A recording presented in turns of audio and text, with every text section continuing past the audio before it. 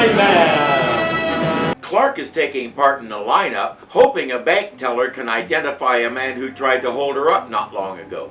They know it's the guy next to Clark, but they can't prove it, and the teller can't identify him. Inspector Henderson is frustrated. There were two men. One, named Muscles McGurk, has vanished, and they know Claude James, the guy next to Clark, is the other one.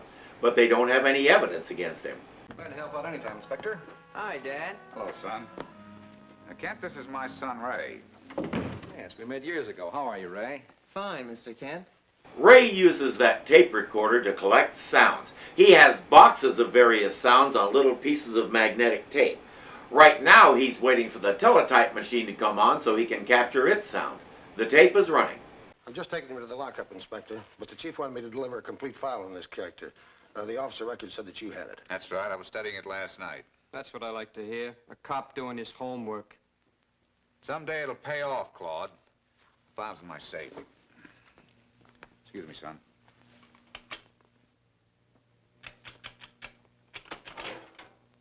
Claude saw something there that caught his eye. It was almost like he could see the combination to the safe. That probably isn't good. What is it? They've captured McGurk.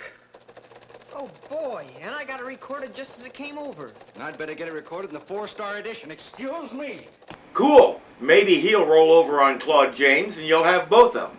And I can't help noticing that Clark dashed out to get it in the paper without actually collecting any details to write about. Let's see.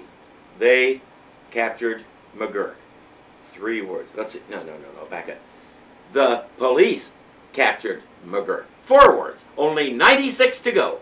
Sorry we're late, Chief. Just got word you wanted to see us. And here's the glue you wanted from the supply room. Never mind McGurk. We're doing a special edition about why Jimmy Olsen is hanging by his toes out Perry White's window. What's the matter with you? Old maid, old maid. Is that what we're gonna do? Sit around here all day playing old maid? I like it. Muscles McGurk is our old friend Billy Nelson. We've seen him several times already, and we'll see him 2 more times before the series ends.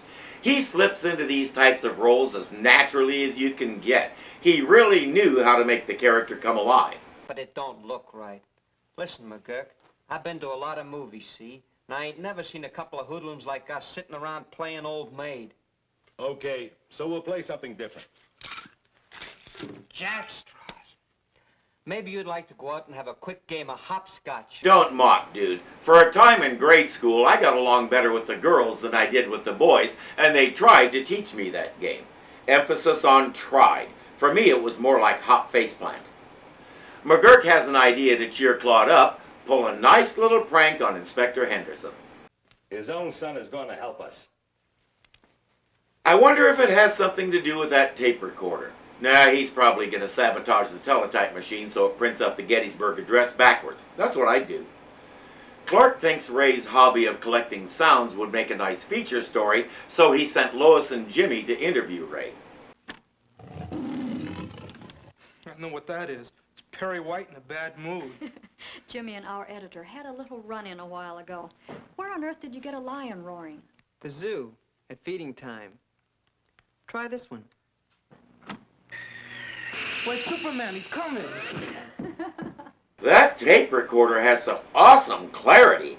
We know he's not piping it through a sound system because it was just as clear when he played things back in Perry's office.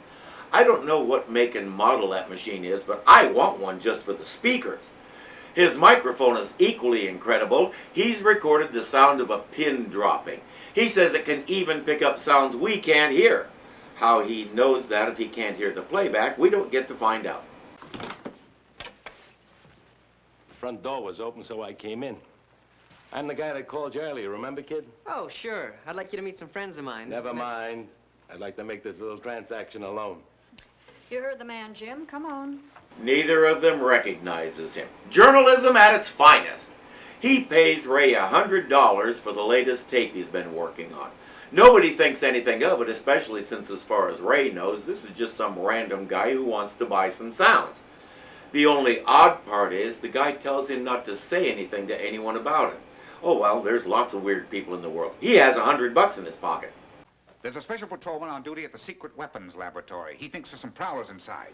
Secret weapons lab? But how could anybody break in there without the alarm going off here at headquarters? I don't know, but I better get over there. Want to come along? No, I'll see you over there later. Okay. It's not much of a secret, and they have one guy patrolling it. Are you sure that's not excessive? James and McGurk are playing with the prototype weapons when they're interrupted.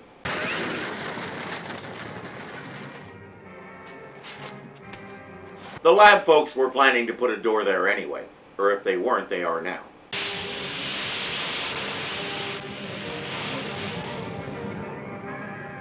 It's gotta hurt you. It's gotta. It can melt cold steel.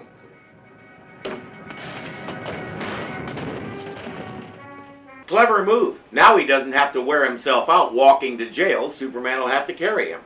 But even with him out of action, someone is pulling jobs all over the city, and the alarms that are supposed to help prevent that have been disabled every time. And each of these places, plus the weapons lab, has an alarm system connected directly here at headquarters, right? Right. And each of these systems has been short-circuited so it wouldn't go off. Am I right? Right. And that's what I can't understand. There's only one possible explanation. Whoever's pulling these jobs knows the weak points in each system. Therefore, there has to be an information leak somewhere. Not long ago, Henderson says, he got all the plans for all the alarms and started going through them looking for weak points. He found several, dictated a memo to the mayor about possible upgrades, and moved on to something else. He used his son's tape recorder to dictate the memo when Clark says, "I'm afraid I know where your information leak is." Ray and Lois have been waiting outside the door. The other day, Jimmy and I saw Ray sell a man a spool of tape for $100. What's that got to do with it? The report was on tape, remember? Yeah. Well, the man that bought it was Muscles McGurk. McGurk? I didn't know he was McGurk. He says he erased the report from the tape, but it's hard for Henderson to believe him. He can't help but wonder if his own son sold him out, deliberately or accidentally. Look, I got a phone call. A guy said he heard about my hobby and wanted to buy a tape. What for? Said he was having a party and he wanted to use my sounds for some new sort of a guessing game. It doesn't make sense, son. On the contrary, it makes perfect sense. Ray has been playing sort of a game like that the whole time, playing sounds back and asking people to identify him. That would make a really cool party game. I would have responded the same way Ray did. I guess his dad doesn't have any party spirit. Maybe he grew out of it, or maybe it skips a generation. Get up, kid. We're going for a little ride. A ride? Where? I guess it won't hurt to tell you. It's a place called Echo Canyon, nice and quiet. You'll like it, kid, if you behave. I ain't going anywhere with you, McGurk. So you know my name now, huh? Then you should know I'm not afraid to use this on your old man. You win. I've caused him enough trouble as it is already. You can't bully me, McGurk. I'll take you on any day of the week. Put up your dukes. Those are some very big dukes. You win. McGurk says, "We're taking that machine and all your tapes so I can see if there's anything else on them that's as valuable as what was on the first one." When Clark and Henderson find Ray gone with his tape recorder and his entire collection of tapes, it sure looks like he skipped town to avoid arrest. But he left 2 little pieces of tape behind, so Clark says, "Let's splice them into a blank tape, use Perry's recorder, and see what's on them." Shippers, it sounds to me like... Quiet, you young idiot. Hello, hello, hello, hello, hello, hello. It'll take everybody way too long to figure out that it's not hello that's important, it's the echo. And the kabooms aren't important, it's what's making the kabooms, which is to say cannons. Echo cannon. It'll take all 4 of them to sort it out, and one of them is a trained and experienced police detective. I have a feeling he's a graduate of the Gotham City Police Academy. Clark sends everyone off to an old hideout that McGurk had in Echo Canyon a few years back, while he makes some excuse so he can change to Superman and get there himself. But Superman is already there, in a manner of speaking.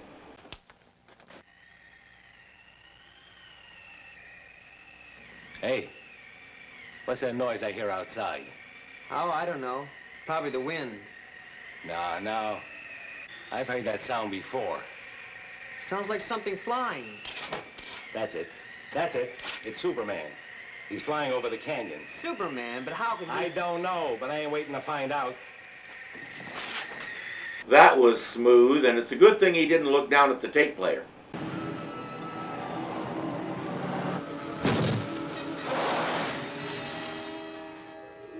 He can't do this to me. Oh, I wouldn't say that. Would you, McGurk? That kid with his sounds. Some hobby. You better find a hobby for yourself. You're going to have a lot of time on your hands. At least he didn't try to resist, so Superman had to bash him in the head. Then again, neither did his partner. Sometimes the criminals are so accommodating. So let's solve the mystery of how McGurk got his hands on that info. This is the original tape that McGurk bought from Ray. Listen.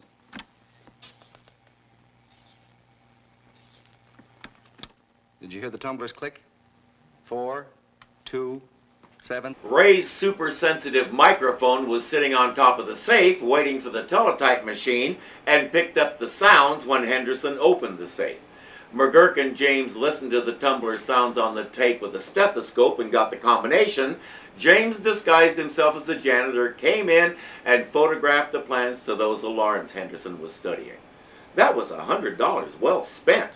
Granted, it was for a bad purpose, but strictly from a profit margin viewpoint, if you spend $100 on the tape and then pull jobs that net you $100,000, that's a profit percentage of a lot of zeros. Thanks for watching, kids, and remember, clicking that like button is cool. Subscribing is even cooler. Leaving a comment is as cool as the coolest person you know. And becoming a patron makes you almost just like Superman. So don't hesitate. Do it today. Until next time.